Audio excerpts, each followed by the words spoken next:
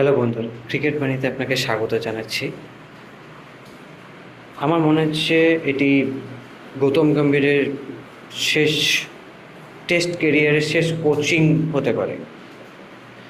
এরপরে আর মনে হচ্ছে না গৌতম গম্ভীর ইন্ডিয়ার ক্রিকেট কোচিংয়ে টেস্ট ক্রিকেট কোচিংয়ে আর যুক্ত হতে পারে। কারণ গৌতম গম্ভীরের যে টেস্ট কেরিয়ার যে রেকর্ড আছে, সেই রেকর্ডটি হলো একটি ম্যাচ শুধু জিতেছেন বাংলাদেশের সিরিজে। বাংলাদেশ সিরিজ একটি সিরিজ জিতেছেন, আর বাদ বাকি সিরিজ যতগুলি পেরেছেন নিউজিল্যান্ডের কাছে হেরেছেন, অস্ট্রেলিয়ার কাছে হেরেছেন বিজিটি, যেটি খুব গুরুত্বপূর্ণ ছিল কারণ যেহেতু নিউজিল্যান্ডের কাছে হেরে গেছেন। তিনটি ম্যাচ খুব জঘন্যভাবে হেরেছেন টিম ইন্ডিয়া। এরপরেও গৌতম গম্ভীরকে মনে হয় না বিসিসিআই আর টেস্ট কোচে রাখবে। টেস্ট কোচের থেকে হয়তো প্রশ্ন উঠছে, অন্দরমহল থেকে প্রশ্ন উঠছে যে আর Gautam Gambhir as a test coach হিসাবে চলবে। বিসিসিআই নেক্সট স্টেপে হয়তো দেখছে গৌতম গম্ভীরকে, হয়তো ওডিআই আর টি20 ফরম্যাটে গৌতম গম্ভীর বহাল থাকবে, কিন্তু as a test coach Gautam Gambhir আর থাকতে পারবেন না আশা করি। কারণ গৌতম গম্ভীর এত দামি কস্টলি কোচ বিসিসিআই প্রেফার করেছেন, কারণ যত টাকা চেয়েছেন সে বিসিসিআই তাকে দিয়েছে।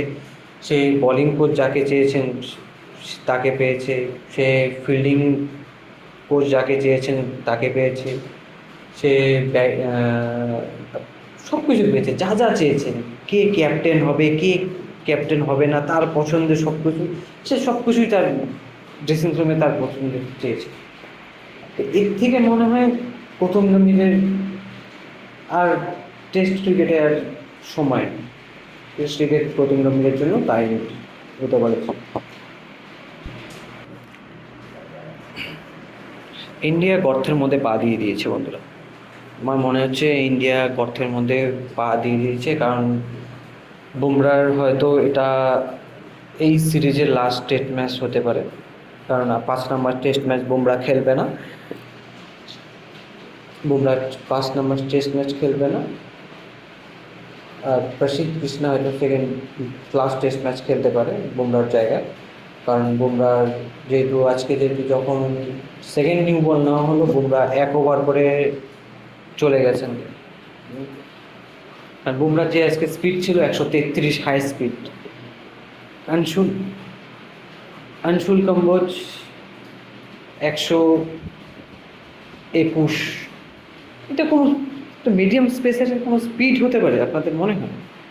কুনাল পান্ডিয়াও এর থেকে স্পিডে বল করতে পারে, তাই না? তো একটু কমেন্ট যে জানাবেন আপনাদের কি মতামত আছে। তো শার্দুল ঠাকুর প্রচুর মার খেয়েছে। এত এতটা এত বাজে বোলিং লাইন আপ হয়ে গেছে ইন্ডিয়ার, যে আর কিছু বলার নেই ইন্ডিয়াকে। ইন্ডিয়া আশা করি এটা শেখার ব্যাপার আছে, কারণ যেহেতু বিরাট কোহলি টেস্ট ক্রিকেটে নেই, রোহিত শর্মাকে টেস্ট ক্রিকেট থেকে। চ্যানেলটিতে লাইক করবেন, একটা কমেন্ট করবেন, একটু সাবস্ক্রাইব করে দেবেন। আপনাদের এই ভালোবাসাটি একটু দরকার, খুবই দরকার আমার জন্য। আমি